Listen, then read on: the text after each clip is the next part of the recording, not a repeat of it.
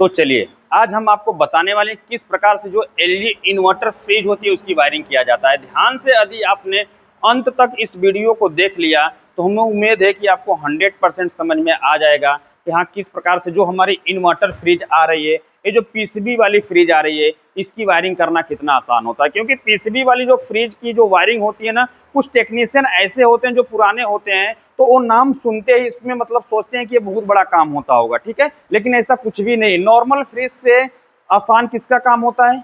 PCB वाला। तो अभी आप लोग कहीं मार्केट में जाएंगे, अगर आप लोगों को कौन सा मिल जाए, पीसीबी वाली वायरिंग मिल जाए, तो घबराने की कोई बात नहीं है, क्योंकि यहाँ पर भी आप सीखने वाले हैं। तो ये जो हम वायरिंग बताएंगे ना, एलईडी फ्रिज की ओरिजिनल वायरिंग होगी। जैसा आप फ्रिज में पाएंगे वैसा ही आप यहाँ पर भी इस वायरिंग को पाएंगे, ठीक है। अब इसके अंदर पार्ट कौन कौन से लगे होते हैं उसको हम समझाते हैं। देखिए ये हमारा क्या लगा होगा, थर्मोस्टेट, जो कि यहाँ पर हमने आपको क्या कर दिया है, लिख भी दिया है, जिससे आपको ज्यादातर समझ में आ जाए। तो ये फ्रिज में क्या लगा होता है, थर्मोस्टेट। इसके बाद यहाँ पर क्या लगा होता है, डोर स्विच है, ठीक है। और इसके बाद आएंगे तो क्या लगा होगा, बल्ब। ये जो तीनों चीजों हमने आपको बात किया ना, थर्मोस्टेट, डोर स्विच, बल्ब, ये फ्रिज के कहाँ रहेंगे, अंदर रहेंगे। ये फ्रिज के कहाँ, अंदर। यदि हमें इन्वर्टर फ्रिज के अंदर थर्मोस्टेट, डोर स्विच और बल्ब, इन तीनों चीजों को खोजना है तो हम कहाँ जाएंगे, फ्रिज के अंदर जाएंगे। यदि आपको पीसीबी खोजना होगा, क्या खोजना होगा, पीसीबी और कंप्रेसर और क्या होगा, ओएलपी, ये खोजना होगा तो आप कहाँ जाएंगे, फ्रिज के पीछे साइड। क्लियर, समझ में आ रहा है ना।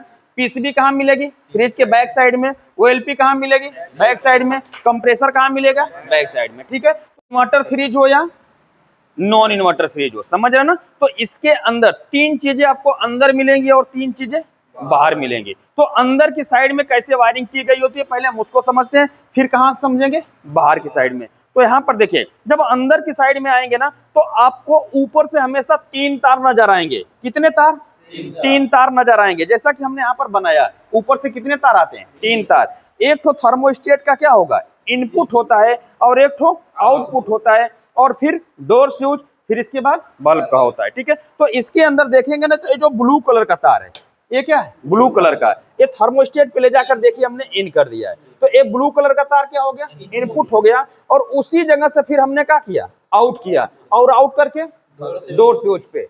क्लियर है, किस पे गया, जो फेस इन हुआ उसी जगह से आउट होकर के डोर स्विच पे, और फिर इसी जगह से डोर स्विच से आउट होकर कहाँ चला गया, बल्ब पे चला गया। और बल्ब में क्या मिल गया, अगर ये फेस जा रहा है तो डोर स्विच में क्या गया, फेस, और इसके बाद फिर बल्ब में क्या गया, फेस, और इसके बाद ये तार किसका होगा, न्यूट्रल। बल्ब को क्या चाहिए, न्यूट्रल चाहिए, ठीक है। अब ये ब्लू कलर का अगर फेस इनपुट हो गया तो ये हमारा क्या होगा, आउटपुट होगा, जो किसके लिए जाएगा, पीसीबी में जाएगा, जो किसके लिए, कंप्रेसर के लिए जाएगा। समझ रहे ना। क्योंकि बहुत ज्यादा अगर अंदर कूलिंग होगी तो कूलिंग को कौन कंट्रोल करता है, थर्मोस्टेट करता है ना। तो इसका जो हमेशा जो आउटपुट तार होता है किसके लिए जाता है, कंप्रेसर के लिए, ठीक है। तो फ्रिज के पीछे कितने तार मिलेंगे, तीन तार। एक तो थर्मोस्टेट का क्या होगा, इनपुट होगा, एक तो क्या होगा, इनपुट होगा, और एक तो आउटपुट होगा, एक तो किसका होगा, बल्ब का तार होगा, ठीक है। तो ये जो ब्लू कलर का दिख रहा है ये क्या है, इनपुट तार है।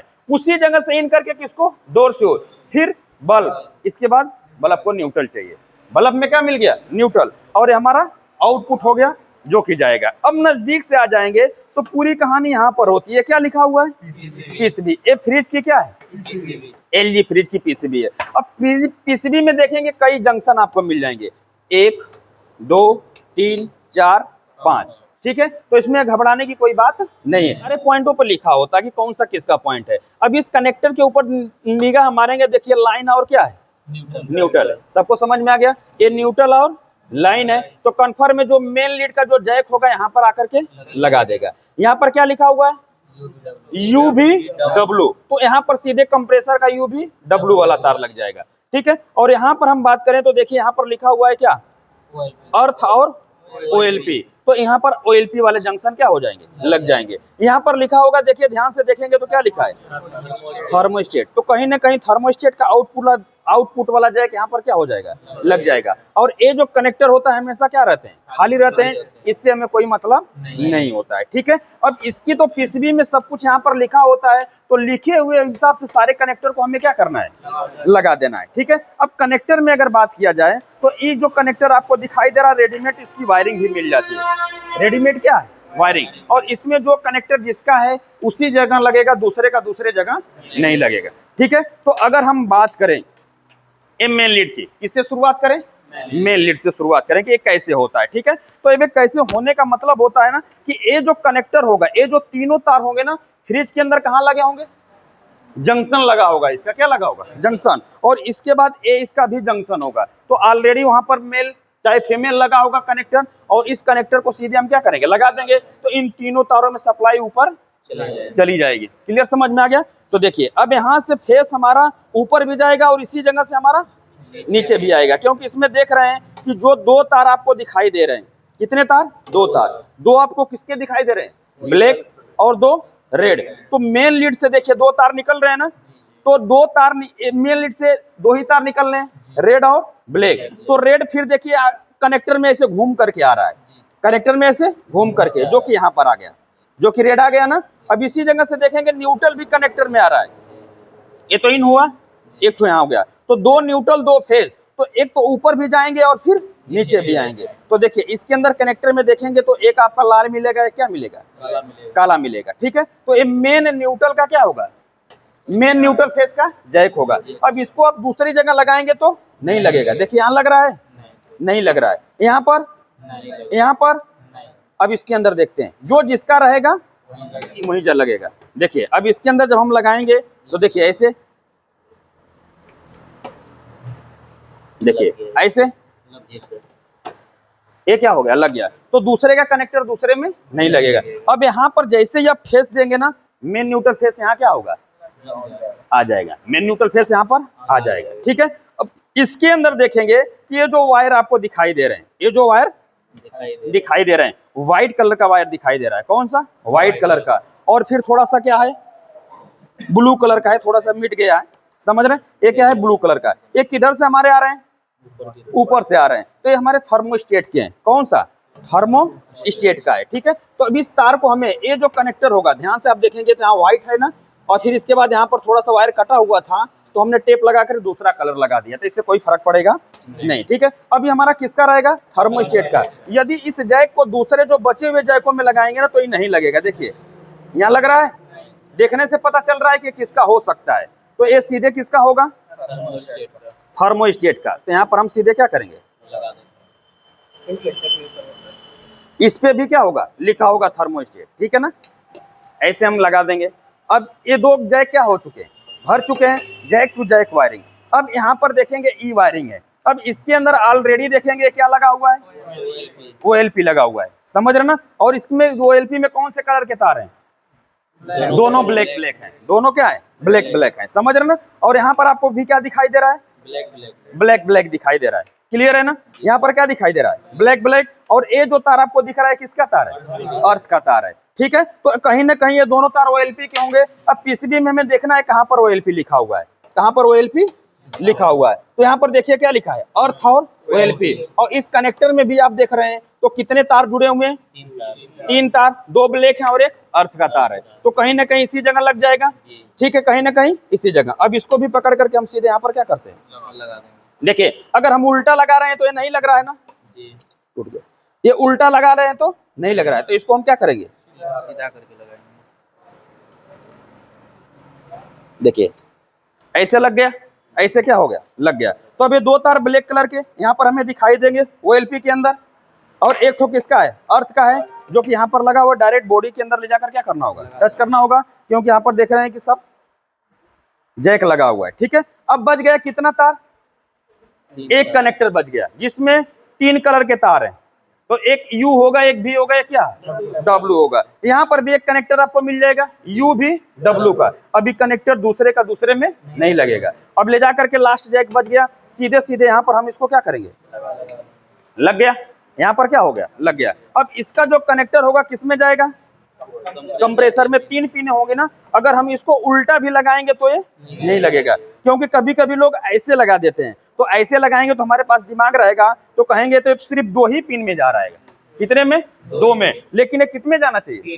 3 पिनों में जाना चाहिए। तो ए वाला नहीं होगा, क्योंकि यहाँ खुला है ना, तो कुछ लोग ऐसे भी क्या करते हैं, लगाते हैं। तो ऐसे नहीं लगेगा, सीधे क्या लगेगा, पट लगेगा। क्लियर समझ में आ रहा है? देखिए अब हम यहाँ से क्या करेंगे कि सीधे ले जा करके यहाँ पर हम इसको 3 पिने है ना, ये 3 पिनों में ले जा करके ऐसे हमें लगा देना है। ये बिल्कुल क्या हो चुका, लग चुका है। अब इसकी पूरी वायरिंग कंप्लीट। अब ये जो OLP रहेगी तो इसका जो कवर होता है उसी के अंदर ऐसे क्या होती है, लगा होता है। इसके कवर के ऊपर, इसके कवर के ऊपर OLP क्या है, लगी होती है। अब इसकी पूरी वायरिंग हो चुकी है। अब ये जो जैक होगा, ये क्या होगा, जैक होगा, सीधे ले जाकर के हमें यहाँ पर लगा देंगे। इसकी पूरी क्या हो जाएगी, कंप्लीट वायरिंग हो जाएगी। अब हमें ध्यान से देखना होगा हम इसकी वायरिंग कैसे करते हैं। तो कनेक्टर तो हमारे पास है नहीं, तो कुछ हम यहाँ पर जुगाड़ बनाएंगे। कुछ क्या बनाएंगे, जुगाड़। इसको पकड़ के रखिएगा, थोड़ा हम इस वायरिंग को चालू करके भी आपको दिखाएंगे। ये तो ए जो तार है, तो यहाँ पर ध्यान से देख लेते हैं किसका है, फेस का है। और ये जो ऊपर जा रहा है ये क्या है, फेस है मेन ना। थर्मोस्टेट का मेन क्या है, फेस है। तो इसको हम इस कनेक्टर के ऊपर डाल देते हैं। कनेक्टर में क्या करते हैं, डाल देते हैं। देखिए ऐसे हम कुछ जुगाड़ बना लेते हैं। अब देखिए ये जो मेन फेस होगा इसके थ्रू जाएगा कि नहीं, कहाँ, थर्मोस्टेट पे। अब यहां से हमारा फेस क्या होगा, आउट होगा। तो इसको हम कहां डाल देते हैं, व्हाइट वाले में डाल देते हैं। देखिए ये हमारा किस में हो गया, व्हाइट वाले में हो गया। समझ रहे ना?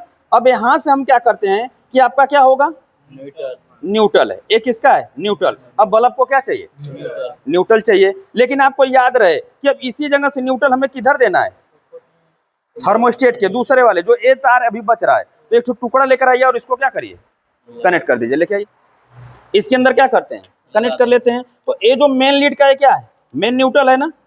देखिए यही वाला है ना। चलिए अब इसके अंदर हम थोड़ा, ये हो गया। अब उसी जगह से न्यूट्रल हम किस में कनेक्ट कर देंगे, नीचे जाने के लिए इस वाले में।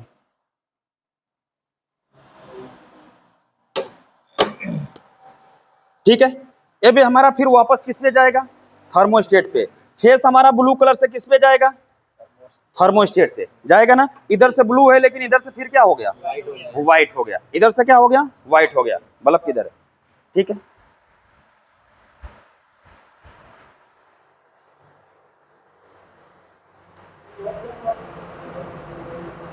ये वायरिंग आपको समझ में आ गई, ठीक है। देखिए एक बार और समझ लीजिए। अब यहाँ से जो मेन आपको इसके अंदर से फेस निकल रहा है, ये ब्लू कलर का मेन फेस किधर गया, थर्मोस्टेट में। फिर इसी जगह से किसको गया, डोर स्विच में। फिर डोर स्विच से कहाँ गया, बल्ब में गया। किधर गया, बल्ब में। और इसके बाद इधर से जो आपका थर्मोस्टेट से फेस रेड कलर का क्या हो रहा है, आउट हो रहा है। तो व्हाइट कलर से फिर किधर चला गया, थर्मोस्टेट। पीसीबी के कहाँ गया, थर्मोस्टेट पे। सबको समझ में आ रहा है, ठीक है। चलिए फैन थोड़ा सा बंद करिए।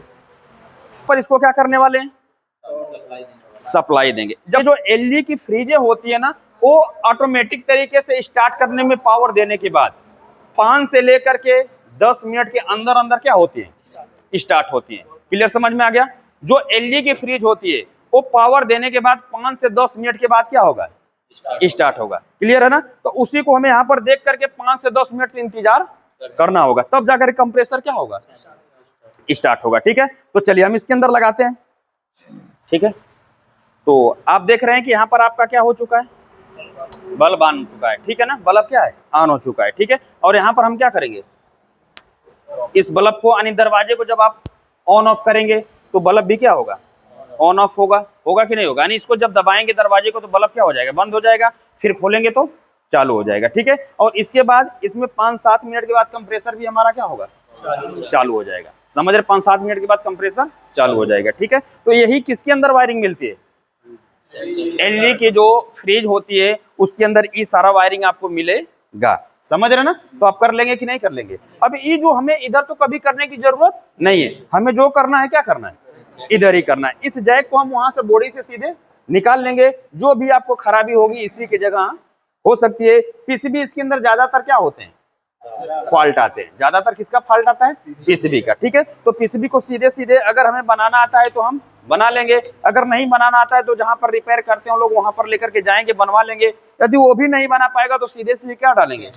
नया पीसीबी डालेंगे। अब नया डालने के लिए जो जैक जिसका रहेगा पूरा पूरा लेकर आएंगे और फिर जैक टोटल लगा देंगे। लेकिन देखिए, नया पीसीबी डालने से पहले एक चीज हमेशा याद रखिएगा कि कहीं पर भी नया पीसीबी डाल रहे हैं ना, तो नया पीसीबी डालने से पहले कंप्रेसर को चेक करना अति क्या है? आवश्यक है। मल्टीमीटर से हम कंप्रेसर के तीनों पिनों की कंटिन्यूटी क्या करेंगे? चेक कर लेंगे। वरना यदि कंप्रेसर फॉल्ट होगा तो नया पीसीबी डालेंगे तो उसको भी क्या कर देगा? खराब कर देगा। ठीक है, तो कहीं पर भी आप लोग नया पीसीबी डालेंगे तो कंप्रेसर की कंटिन्यूटी चेक करना जरूरी है। जब ये सही रहेगा तभी हम नया पीसीबी का उपयोग करेंगे। क्लियर हो गया सबको? सबका क्लियर है ना? तो आपने देख लिया कि यहाँ पर जितने भी आप देख रहे हैं कि एलजी इन्वर्टर फ्रिज की हमने वायरिंग, एलजी इन्वर्टर फ्रिज की हमने पूरी वायरिंग बता दिया है। यदि इस वीडियो से संबंधित कोई भी सवाल और सुझाव होगा तो नीचे कमेंट बॉक्स में जरूर लिखिएगा। वीडियो देखने के लिए बहुत बहुत धन्यवाद।